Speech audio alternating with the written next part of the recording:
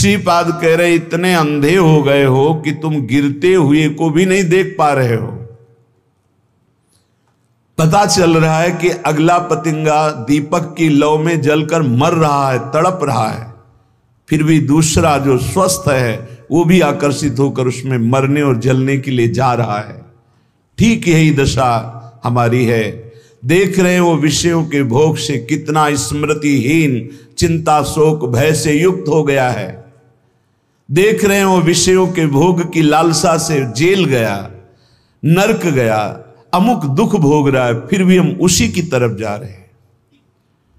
देख रहे हैं कि इतने दिन भोगते होने पर भी कोई सुख नहीं, फिर भी उसी की तरफ जा रहे। धिक्कार है बुद्धि को। श्रीपाद कह रहे वाधिर्यम गुरु शास्त्र मित्र वचने स्वाश्चर्य में श्रुति। आश्चर्य है कि गुरु के वाक्य को भी नहीं सुन रहा है, बहरा हो रहा है। वार्धिव्यम, बहरे हो रहे हो। गुरु वाक्यम, शास्त्र वाक्यम, मित्र वाक्यम, श्रुति वाक्यम। न वेद की बात सुन रहे हो, न पुराणों की बात सुन रहे हो, न संतों की बात सुन रहे हो, न गुरु की बात सुन रहे हो, न सच्चे मित्र की बात सुन रहे हो। बस वही मनमानी आचरण करते चले जा रहे हो, भोगों में फंसते चले जा रहे हो। द्वंद्वम मंदमति, फंस जाओगे द्वंद्व में। द्वंद्व कौन से हैं? शत्रु मित्र, मान अपमान, सुख दुख, लाभ हानि, जय पराजय, जन्म मृत्यु। इन द्वंद्वों में फंस जाओगे। ऐ मंदमती, बहरा मत बन। शास्त्र श्रुति सदगुरु की बात मान ले। भोगों में सुख नहीं है। जब धर्म पूर्वक भोगों को भोगा जाता है तो वैराग्य बढ़ता है, और अधर्म पूर्वक भोगों को भोगा जाता है तो वासना बढ़ती, राग बढ़ता है, काम बढ़ता है। नष्ट हो जाओगे।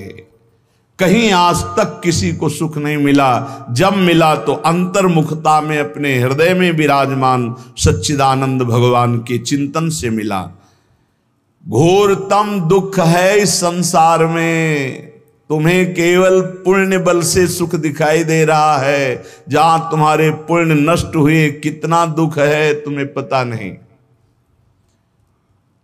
आज पुण्य बल है इसलिए तुम्हें लग रहा है बड़ी मौज है, लेकिन कल आने वाला है पाप का फल, दुख, बड़ा भयानक, जो विपत्ति, संकट, नाना प्रकार की दुर्दशाएं।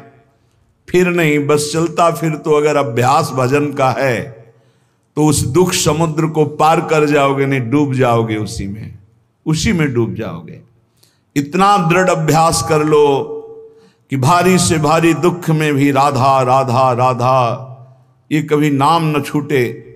तो जैसे आप रस्सी का सहारा पकड़ लिए हो मजबूत, तो आप डूबने नहीं पाओगे, वो आपको पार कर देगी।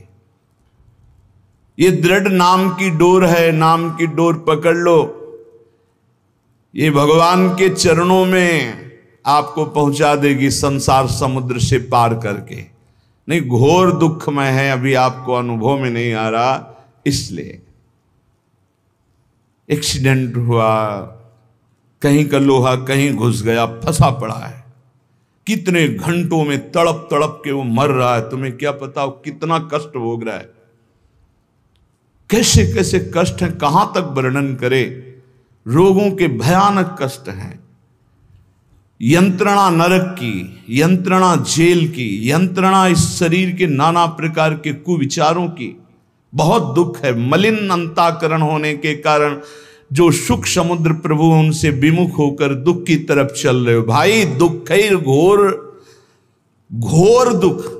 देखो महापुरुष कह रहे घोर दुख, हमें अच्छा दिखाई दे रहा है। यही हमारी बुद्धि भ्रमित कर रही। हमको अभी अपनी बुद्धि की बात न मानकर गुरुजनों की बात माननी होगी। दुख घोर घोर दुख, और उधर ही बढ़ रहे हैं हम, उधर ही बढ़ते चले जा रहे। ध्रुवम परिव्रतम, परम सत्य है, भोगोगे दुख अगर भगवान का भजन नहीं किया, भगवान की शरण में नहीं हुए। यस्यादि मध्यांतिमम, जिसमें प्रारंभ में दुख, मध्य में दुख, अंत में दुख। संसार का कोई भी भोग तृप्त तुम्हें नहीं कर सकता। अविनाशी के बच्चा हो, प्रकृति से तृप्त नहीं हो सकते, परमात्मा से ही तृप्ति का अनुभव होगा। योत्यंतासु विनस्वरोति निरता यत्रापि वित्सु कराह। ये जितना तुम देख रहे हो सबका विनाश होगा। पक्का। इधर दीवाल है, इधर 50 जानवर हैं, हरी हरी घास खा रहे हैं, और दीवाल के पीछे गड़ासे में कटते चले जा रहे हैं। घास खाने वालों को यह पता नहीं कि हम भी नंबर में हैं। ठीक ऐसे ही ये सुख की छाया की दीवाल डालकर माया मुझे फंसाए हुए और काल काटता चला जा रहा है, विनाश करता चला जा रहा है। समय, जहां समय आया आप भी मारे जाओगे।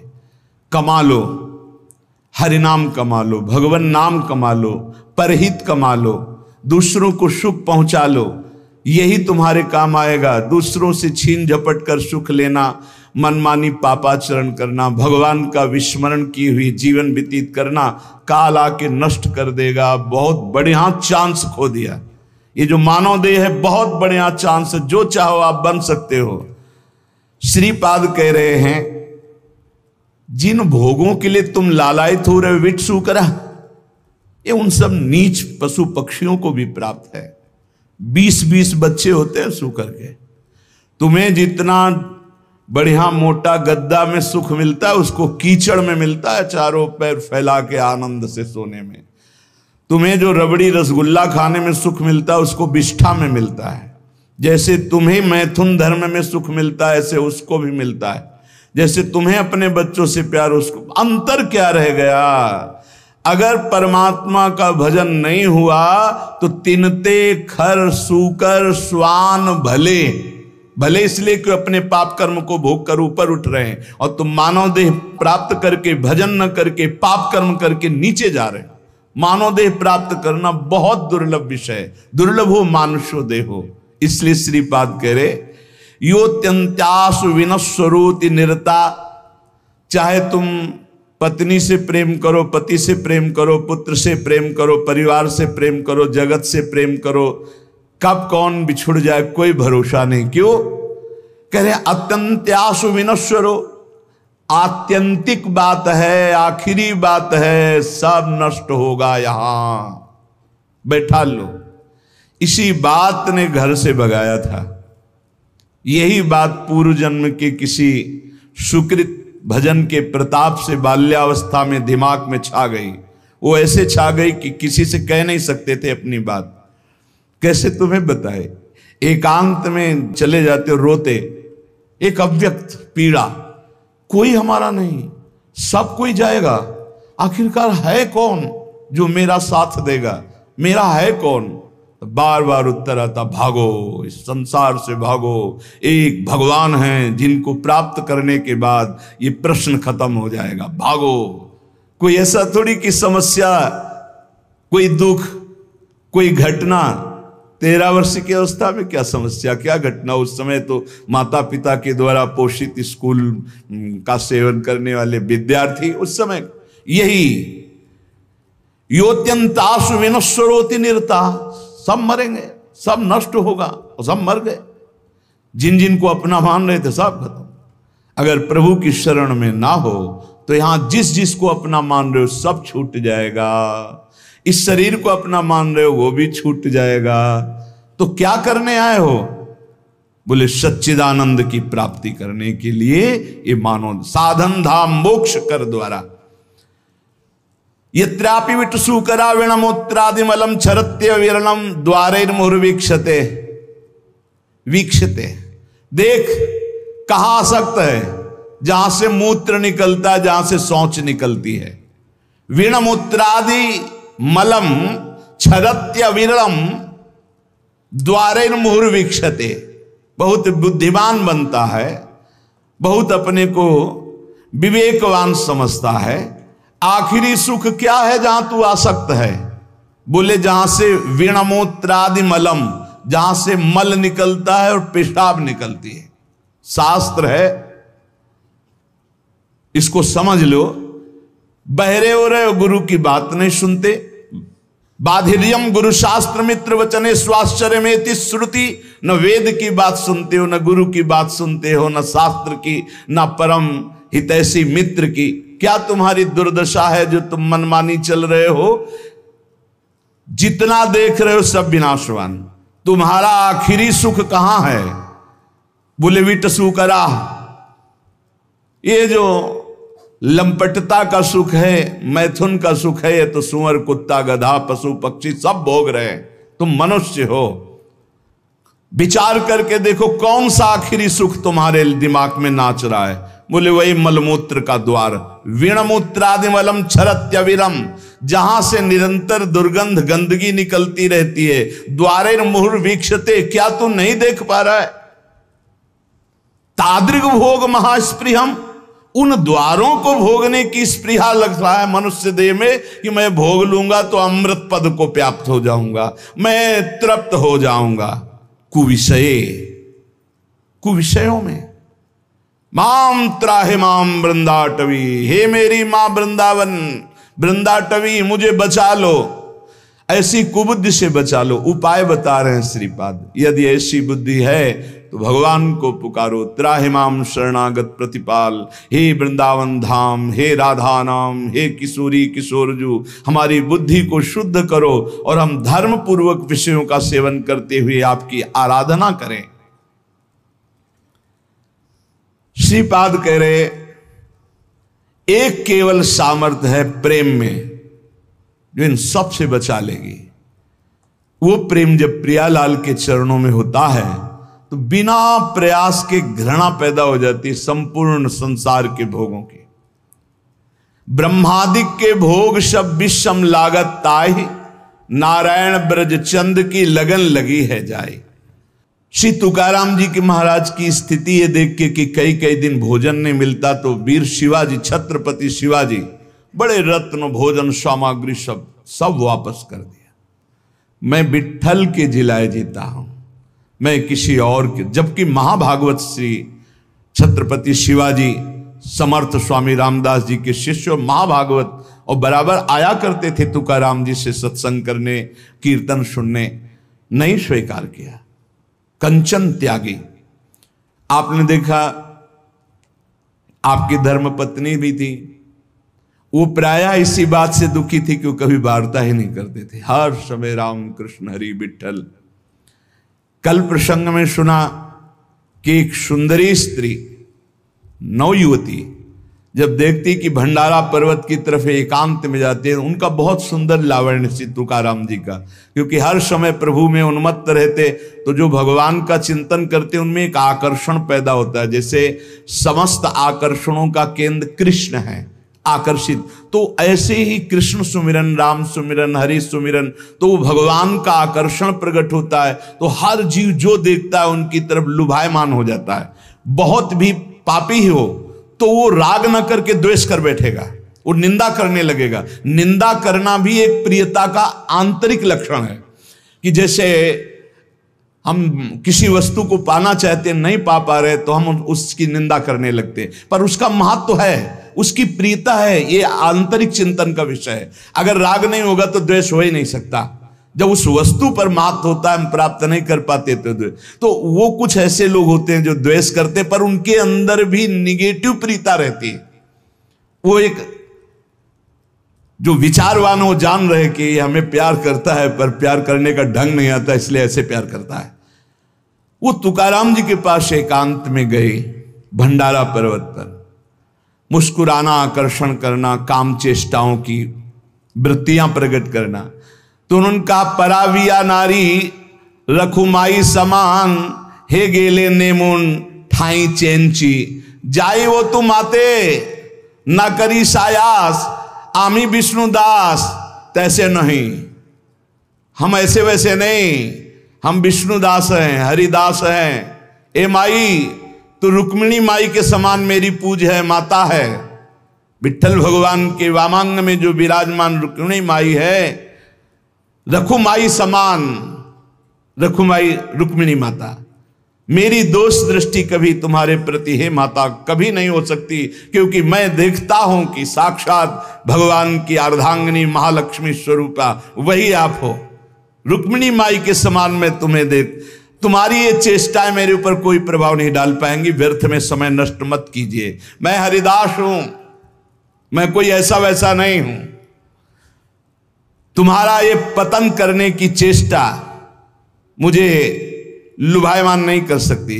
जाओ, अगर तुम्हें पुरुष ही चाहिए तो संसार में बहुत पुरुष हैं, मैं हरिदास हूं, तुम मुझे लुभायमान नहीं कर सकती।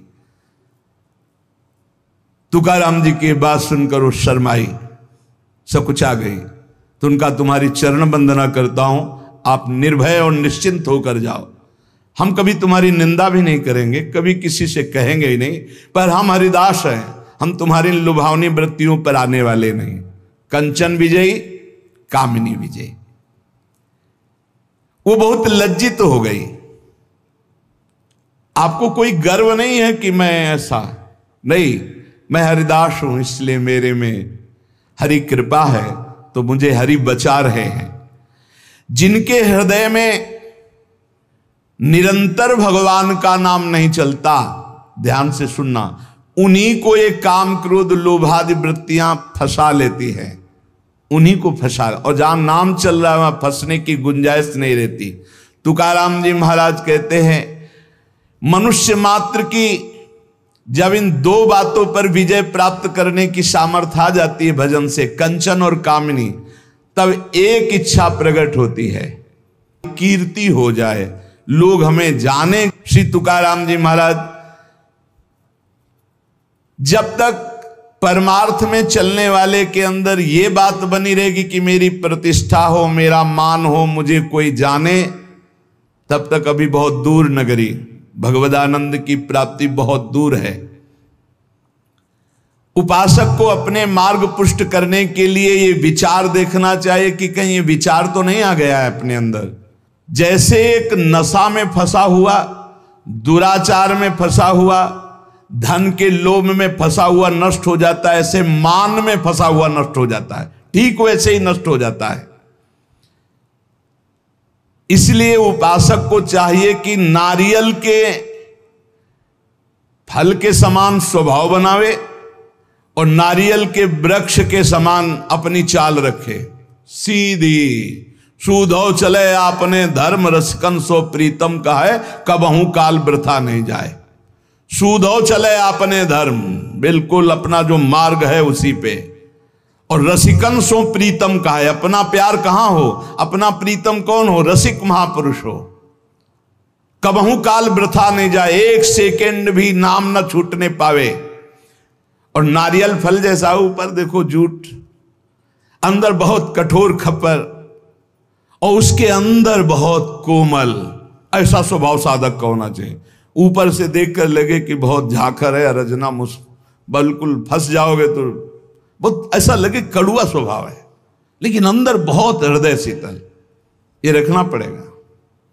अगर ये नहीं रखते हो ना तो फिर आप धोखा खा जाओगे। महापुरुष कह रहे हैं, ऊपर से नारियल वाला स्वभाव, जूट देखो कितना कठोर जूट, उसके ऊपर कठोर कवर, फिर अंदर मलाई जैसा एकदम, अंदर हृदय बहुत कोमल, लेकिन बाहरी स्वभाव रुक्ष। रुक्ष का मतलब किसी को गाली देना नहीं, बाहरी दिखाई दे, सरस नहीं है, ऐसा दिखाई देना। महापुरुषों को देखो, रस के समुद्र हैं, आप प्रणाम करो, नमस्कार, मौज आवे तो भले, नहीं तो देखेंगे नहीं, बोलेंगे नहीं, श्री हरिवंश बोलेंगे नहीं, प्रणाम मतलब ही नहीं, ग्रीवा झुकी अपने आप चले जा रहे हैं। जिसको प्रणाम कर रहे हो तुम्हें फल दे रहा है, वो अव्यक्त परमात्मा सर्वत्र व्याप्त है, उसी की दंडवत है वो प्रणाम नमस्कार से। सत्य और असत्य, इसका जिसको ज्ञान है वो कभी अपनी मान प्रतिष्ठा शरीर की स्वीकार ही नहीं करता है। निसंग जो बना रहता है और जिसमें किसी तरह का संकोच न हो। कभी कभी संकोच में साधक मारा जाता है, अपनी बात कहना चाहता है पर बहुत हृदय कोमल है। ये हमारी प्रार्थना है कि ऐसे साधक, ऐसे संतों से बहुत संभल कर व्यवहार करना चाहिए, जिनका बड़ा संकोची स्वभाव, उससे हमारी हानि हो जाती है। वो कहना चाहते हैं पर संकोच के कारण कह नहीं पाते। यदि किसी से खबर दे दे, किसी से सूचना मिल जाए, हमको ठीक वैसे चल देना चाहिए। ये नहीं कि डायरेक्ट वो हमसे बात करें, क्योंकि हमने देखा है महापुरुषों का बड़ा संकोची स्वभाव होता है। मैं सीधे कहूं इसे दुख ना पहुंच जाए, या आप बोल देना ना, समझो आप वो कितना संकोच में है कि वो आपसे सीधे ना बोलकर किसी से कहला रहे हैं। महापुरुषों के जरा सा संकेत पर वैसे ही खड़े हो जाना चाहिए, वैसे ही चलना चाहिए। ये नहीं सोचना चाहिए उन्होंने तो नहीं कहा डायरेक्ट हमें, नहीं, बहुत संकोची स्वभाव होता है। जब संतों की सेवा करे तो फिर पता चलता है कितना संकोची। और एक स्वभाव और होता है, बहुत ही निरपेक्ष उदासीन। अगर संकोच वाली बात नहीं माने तो फिर जो उनका स्वरूप आएगा वो आप सह नहीं पाएंगे। दोनों हमने देखे, 1 2 3, यहां तक तो संकोच चलेगा। इसके बाद जो अपने स्वरूप में आए तो आप सह नहीं पाओगे। इसलिए पहला संकेत समझ लेना चाहिए। महापुरुषों का पहला संकेत, उनकी रुचि क्या है, उनकी रुचि में रुचि मिला दे तो मान, कामिनी, कंचन सबसे बचा लेते हैं। अगर कोई आज तक बचा है तो हरि कृपा गुरु कृपा से बचा है। पर व्यसन अर्थात भोग वासना, धन की कामना या मान की कामना हृदय को पाषाण के समान कठोर बना देता है। 2 होते हैं जो ना लोक की परवाह करते हैं ना निंदा की परवाह करते हैं, एक घोर विषयी पापी पुरुष और एक महान उत्तम साधक। 2 होते हैं। पापी पुरुष भी किसी की परवाह नहीं करता, समाज देख रहा है कि नहीं देख रहा, क्या करेगा समाज, क्या, कुछ नहीं देखता, वो जो वासना है वो कर बैठता है। साधक उत्तम उपाय वाला जो भगवत मार्ग में चला वो भी ये नहीं देखता कि अब हमारी निंदा हो रही, की स्तुति हो रही, संसार क्या कह रहा है, लोक लज्जा है, क्या है, कुछ नहीं देखता। एक घोर दुर्गति को प्राप्त होता है, एक महान सदगति को प्राप्त होता है। श्री तुकाराम जी महाराज को कह रहे, लौकिक मान के पीछे लगे हुए हमने साधकों को नष्ट होते देखा है। आचार विचार, लोक लज्जा, वैदिक कर्मानुष्ठान, यहां तक तो सब ठीक है, लेकिन जब आप भजन करके भगवत प्राप्ति करना चाहेंगे तो आपके पीछे लग जाएगा मान। ये आखिरी खाई है जहां गिरा देता है साधक को। इसलिए 15वें अध्याय में सिद्ध महापुरुष परम पद में जो आरूढ़ महापुरुष, उसका लक्षण जब वर्णन करते तो सबसे पहले निर्माण अमोहाजित संग दोषा। निर्माण, जब कीर्तन से भगवदानंद की प्राप्ति की बात महाप्रभु चैतन्य देव जी कह रहे हैं तो कह रहे सब ही मान प्रद आप अमानी, जो तुलसीदास जी कह रहे वहां अमानी ना मान देनो, बड़े बड़े महापुरुष तुलसीदास जी, सब ही मान प्रद आप अमानी। ठीक इसी को महाप्रभु चैतन्य देव अमानी ना मान देन कीर्तनी यह सदा हरि। अमानी रहकर दूसरों को मान देना, ये बहुत बड़ी साधक की अपनी साधना बचाने की कवच वृत्ति है। मान कभी स्वीकार न करे। तो क्या प्रणाम करने वाले को डांट दे?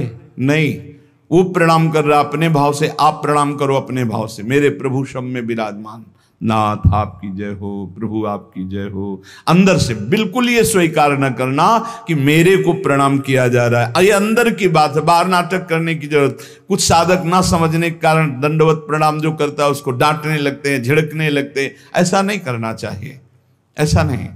उसकी श्रद्धा और साष्टांग दंडवत कर रहा है, लेकिन किसको? भगवत वेश को। ये वेश किसका है?